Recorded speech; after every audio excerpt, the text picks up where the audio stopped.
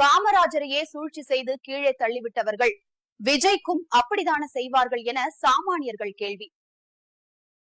திமுக ஆரம்பிச்ச காலகட்டத்திலேயே அந்த கட்சி அரசியல் எதிரியா பார்த்தது காமராஜர் அவர்களை தான். ஒரு நேர்மையான அரசியல்வாதியை நேருக்கு நேர் சந்திக்க திராணி இல்லாத திமுக முதல்ல அந்த நேர்மையான அரசியல்வாதியோட குடும்ப பெண்களையோ குடும்பத்தையோ அவமதிச்சு பேசுவாங்க. அப்படிதான் காமராஜரை கருவாட்டுக்காரி மகன்னு கருணாநிதி விமர்சனம் செஞ்சாரு. அதுக்கு காமராஜர் துவண்டு போகல. இதுக்கு அடுத்த கட்டமா அவர் மேல பொய்யான ஊழல் குற்றச்சாட்டுகளை முன்வைச்சது திமுக. காமராஜர் சுவிஸ் வங்கியில பணத்தை பதுக்கி வச்சிருக்காருன்னு பொய் பழி சொன்னது திமுக. இது மட்டும் இல்ல, அடையாறுல காமராஜருக்கு சொந்தமா பங்களா ஒண்ணு இருக்குன்னு பொய் பிரச்சாரம் பண்ணாரு கருணாநிதி. ஆனா ஜெயிச்சதுக்கு அப்புறம் அப்படி ஒரு பங்களாவே இல்லன்னு சொன்னாரு. திமுகவோட உச்சகட்ட தாக்குதல் உருவக்கேலி செஞ்சு தனி மனித தாக்குதல் நடத்துறது. தமிழக முதல்வரா காமராஜர் பொறுப்பேற்றதை ஜீரணிக்க முடியாத கருணாநிதி தான் சொந்தமா வச்சிருந்த முரசொலி பத்திரிகை மூலமா தன்னோட வன்மத்தை தீர்த்து கட்டினாரு. அவர் வரைஞ்சி வெளியிட்ட ஓவியங்களை நீங்களே பாருங்க.